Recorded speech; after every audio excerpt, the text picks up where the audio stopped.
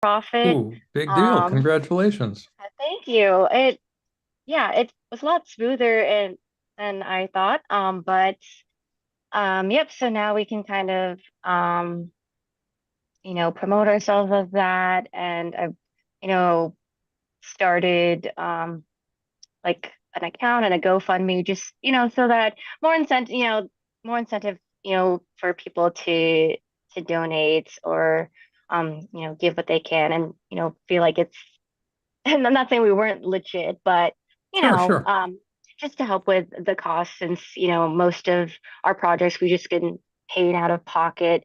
Um, but so that's a big thing, and then not many projects. I think I've had some like me emails and conversations with Adam Jennings. I think, yeah, he's a part of the e-NABLE like coordinator You team. bet. So we had like potential projects that we were planning on working on, like the Afghanistan one. And I think there were a few future ones, but I don't think we've had any development from our end as Enable DC. But if there's any projects or resources needed, we're happy to help. Right now, we're just kind of have just very small projects locally, just printing assistive devices. So like palm pen holders and um, working on like a stylist with like a palm handle. So that's kind of a new thing happening just recently. So yeah, I'm still, really glad to hear that. I think this is the moment to reestablish Enable as beyond prosthetics. And so it's great to hear that you're doing that. You did that because you had some clients who wanted these devices. yeah, they actually, I guess, found us, um, the Maryland School of the Blind, and then another occupational therapist that worked there in the Baltimore school area that, are in need of assistive devices for their students. Um, so yeah, it was kind of a nice way to expand our scope of work as Enable, um, to, like you said, just more than prosthetics. So, you know. And have you done any assistive devices in the past? Um, so we've done some for Maryland School of the Blind like a few years ago. So we had made like, the same palm pen holders that I think are designed by Makers Making Change. So they have, a great catalog of devices. That's So great. we've made that, some like al Braille alphabet kind of symbols to help teach um the staff, or for a teaching tool. So we've printed that a few years ago for them as well. That's great. And so they just came around again and said we have someone who could use another one of these. That's Yeah, great. yeah. So yeah, so it was nice that we could Cool. still be needed and help them. Um, and also mechanical hands these days or no? Um, these days, no. I think the last one we had made was in a limited arm, maybe 2 or 3 years ago. It was like during Okay. the pandemic. But other than that, no new, I guess, projects. I think there's like some volunteers that have come and gone, and there's, I think, maybe one that's interested in learning more to hopefully make a prosthetic for someone. So, just being an Sure. organization to provide resources. So we just kind of gear them to, hey, look at Hub Enable, look at our catalog. And So I should remember this, Maddie, but I don't. But I have this no worries. vague recollection that you were affiliated with a library. Can you remind us what your circumstances are? Library. Never mind. I Maybe Yeah, it's a false I don't memory, but think I was. But we kind of used like a library as like a public space for meeting clients. So I don't know if that was that, but that's kind of the extent of our okay. involvement. All right. Then here's what I do want to know. First of all, have you got a day job these days? Yeah, so right now I'm kind of on my lunch break right now. I'm still working for the Children's National Hospital in Huh. DC as a clinical engineer. So that's my day job. As a clinical what? Sorry, clinical engineer. Oh, cool. Yeah. And what does that involve? So we just kind of manage the medical device systems and devices. So it could be like the like C arms to thermometers, and we just kind of help manage the preventive maintenance, any projects, stuff like that. So yeah. Interesting. So you're in a hospital, you're doing medical devices. That's a very wide range of things. Our Hmm. things are sort of on the fringe of medical devices. Is there any interconnection between what you Yeah. do professionally and what we do? Right. So, I mean, besides kind of the general like project managing that I can kind of use, from work to Sure. managing my prod or enable projects, there's not, I guess, really that much of like the technical aspect of like, 3D printing or the patient, interaction. We're more so like in my day job, it's more so like equipment that touches the patient, not necessarily like directly working with the patient. Understood. Um, but it which is kind of why I like Enable because I get to have Yeah. that like really close And patient do your interaction. colleagues at the hospital know about Enable and understand what you do in your spare time? Yeah, I've shared with my coworkers. I think it's really cool, and I've also like not voluntold, but I have some of my friends outside of work that have gotten 3D printers and Oh, they cool. also have like a similar like engineering background. So they've actually helped with printing some of the devices for our recent project. So I've had some volunteers leave, but I also had funnily enough, my friends were just interested in 3D printing. They know that, I'm part of a 501(c)(3), so they, you know, get involved, whenever they can. So Cool. it's kind of fun getting to work with friends too. That's great. And now that you're a 501(c)(3), if you get donations, what are you hoping to do with them? So, hopefully we can kind of use that as the main source of funding the materials and shipping. And, I it might take time to ever get to a point where, we're net zero because, I think all of us just collectively just put our own money, but for me, it kind of doesn't really matter. But, I definitely Sure. want to give back to the volunteers that have, spent their money with shipping and their materials. So that's kind of just the main Yeah. to just go back into the projects. And how do you and the volunteers interact? Is it all asynchronous? Do you have meetings periodically? How many are there? What's that story? So we we used to have an e-board, but some members kind of like came and go.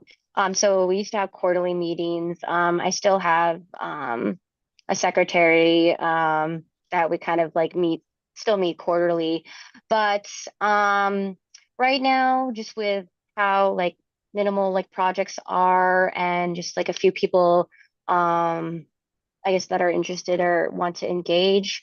We usually just kind of speak through Discord. We used to use Slack, but we kind of moved to Discord per people's preferences. So that's kind of where I kind of post and kind of organize our documents, post if there's any projects, just so, if people want to Sure. join, they can we can start conversations and planning just through that. Right.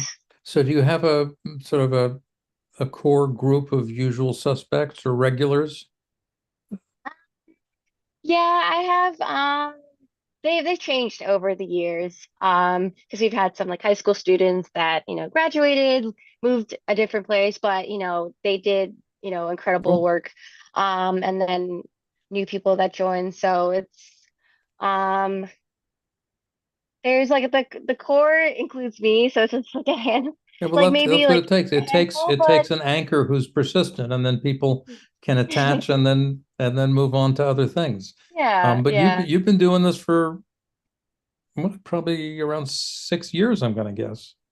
Yeah, it's kind of wild because I kind of started just like as a volunteer member and then just Yeah, kind of picked it up from Richard um years back. Wow. that's great. That's great. Um, So you should. So I don't know if you got wind, but we did recently get out of the blue a big donation from Arrow Electronics. We have $100,000 on our bank account right now. wow. That's amazing. Oh my gosh. And under the influence of that, we're also going to have a strategic planning meeting on Friday, this Friday at Friday, uh, 12 to 1. 12 to 1.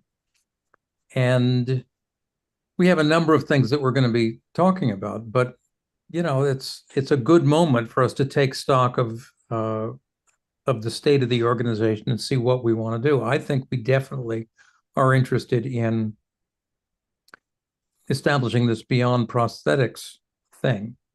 Um,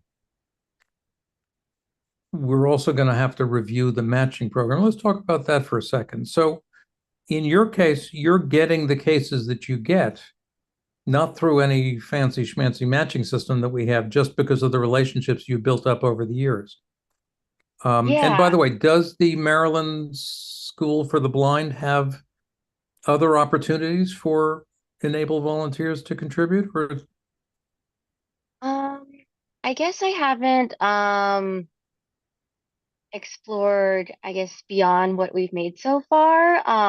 But it's interesting because it seems like um they're more interested in more 3D printed parts.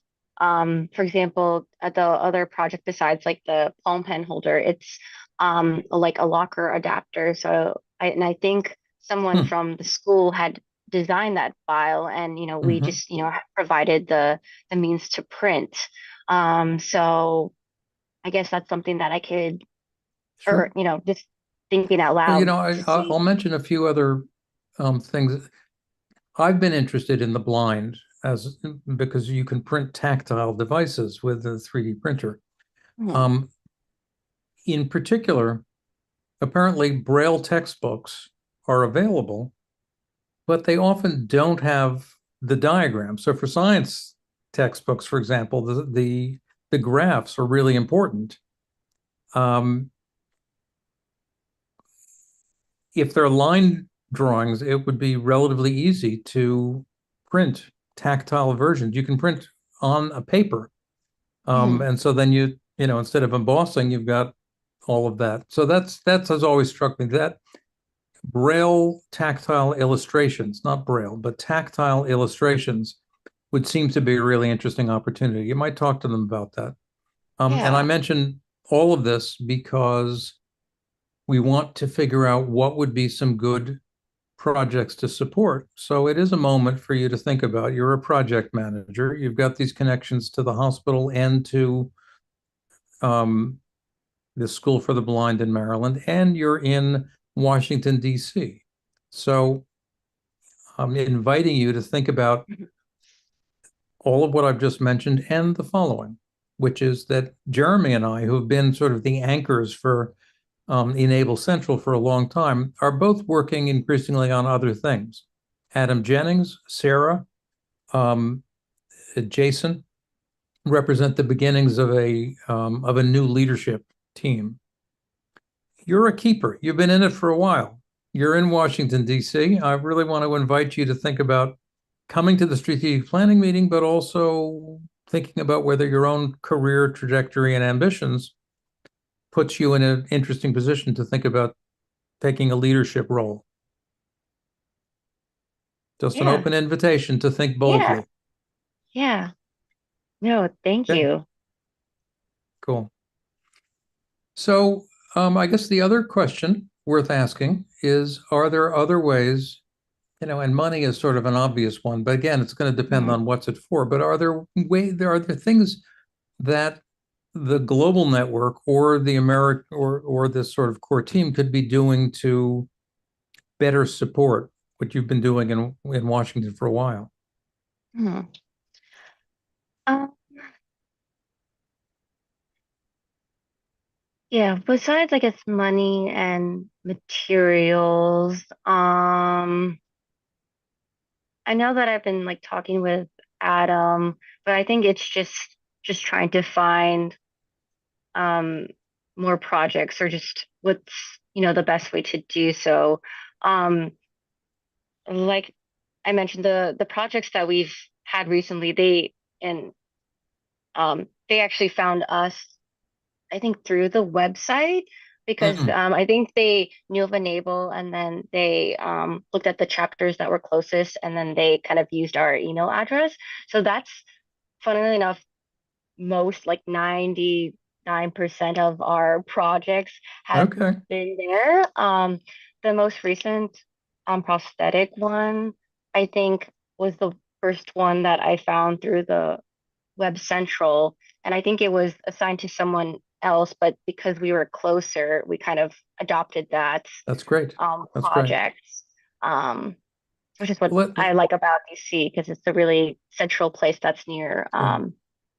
the DMV area. So those are interesting answers. So first of all, it's good to know that what what business you're getting, we've helped do that. Um, it occurs to me that in Washington, D.C., all of the disability organizations, I'm sure, have got headquarters there. And as you point out, outreach or inreach is really not something we've done a good job on. That's high on my list of what we might want to do now that we've actually got potential funding. Um, if someone like you or someone who's mature, who understands it, who's obviously not a flash in the pan, but a keeper in the Washington area, wanted to sort of systematically map all the related organizations and figure out a process for reaching out to them, letting know that we're available, etc. That would bring more cases to you and to e-NABLE volunteers all over America. We've never done it. Mhm. We could do it. I don't know if that's a good fit for you. Um, Yeah. I don't think we're going to buy you away from your reliable job at the hospital, but we Yeah. could potentially buy some time for a program and some of your time, Yeah. and it would probably help you build e-NABLE DC as well as help us with something that we've never been very good at. But it seems to me you might have the right skills, and if you Mhm. have the right interests, we should really talk about it. Yeah. No, I think it would be a great opportunity because it would be able, like you said, to help our e-NABLE DC, but the just e-NABLE community as a whole. So, um, and it's like new things are exciting. So being able to be a part of establishing Yeah. something, I'd be Well, very okay. interested. It, it's great. Um, I run from thing to thing. Sarah is focusing more on e-NABLE. The strategic planning and the town hall meetings are the way to do it. I just want to say, if that's of interest, um, you should push it forward. You should think about writing just, and I'm happy to help you brainstorm this, but a half-page proposition saying, if only I had this, I would do that, and the result would be these. That might set the stage for us saying, okay, let's provide funding for this, and we'll keep track of whether these actually turn out. And it'd be Mhm. the beginning of a program. Okay. Okay,